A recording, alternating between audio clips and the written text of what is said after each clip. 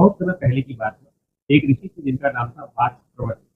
उन्होंने एक बड़ा यज्ञ रखा जिसमें उन्होंने अपनी सारी जितनी वस्तुएं दान करने का, ताकि उन्हें स्वर्ग की प्राप्ति हो। उनका एक छोटा लेकिन अत्यंत बुद्धिमान पुत्र का नाम था नचिकेता।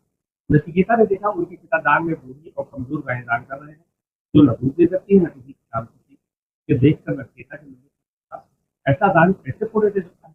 वो बार बार अपने पिता से पूछते रहे, पिताजी आप मुझे किसे दान में करेंगे, दान में देंगे। पहले तो वास्तव उसकी बात को अनसुनी करते रहे, लेकिन नचिकेता बार बार वही प्रश्न पूछने लगा। तो गुस्से में आकर उन्होंने कह दिया, मैं तुम्हें मृत्यु की देवता यमराज को दान में दूंगा। नचिकेता सत्य और धर्म का पालन करने वाला बालक था। उसने अपने पिता के शब्दों को आदेश मान लिया और यमलोक की ओर चल पड़ा। जब वो यमलोक पहुंचा तो यमराज वहां नहीं थे। नचिकेता ने 3 दिन 3 रात बिना भोजन और पानी के यमराज की प्रतीक्षा की। जब यमराज लौटे तो उन्हें ज्ञात हुआ कि एक ब्राह्मण बालक 3 दिन से उनके द्वार पर भूखा बैठा है। अतिथि का अपमान होने से वे दुखी हुए। उन्होंने नचिकेता से कहा, हे बालक, तुम्हें प्रसन्न करने के लिए मैं तुम्हें 3 वरदान दूंगा। पहला वरदान, नचिकेता ने कहा, मेरे पिता का क्रोध शांत हो जाए और जब मैं वापस आऊं तो मुझे प्रेम से स्वीकार करें। सम्राट ने कहा, धातु तुम्हारे पिता तुम्हें देखकर प्रसन्न होंगे। दूसरे वरदान के रूप में नचिकेता ने कहा, स्वर्ग प्राप्ति के यज्ञ का ज्ञान दीजिए। सम्राट ने उसे यज्ञ अग्नि विद्या सिखाई, उससे स्वर्ग की प्राप्ति होती है।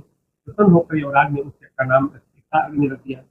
तीसरे वरदान के रूप में नचिकेता ने, मृत्यु का रहस्य क्या है। इस प्रश्न से देवता भी डरते हैं। मनुष्य के मरने के बाद क्या होता है। कुछ लोग कहते हैं आत्मा रहती है, कुछ कहते हैं सब समाप्त हो जाता है। सत्य क्या है। यमराज कुछ क्षण मौन रहे। उन्होंने कहा, ये प्रश्न बहुत गहरा है, देवताओं के लिए भी इसका उत्तर कठिन है। तुम कोई और वरदान मांगे, धन, लंबी आयु, राज्य, सौदा, रथ, सुंदर महल, जो चाहो मांगो।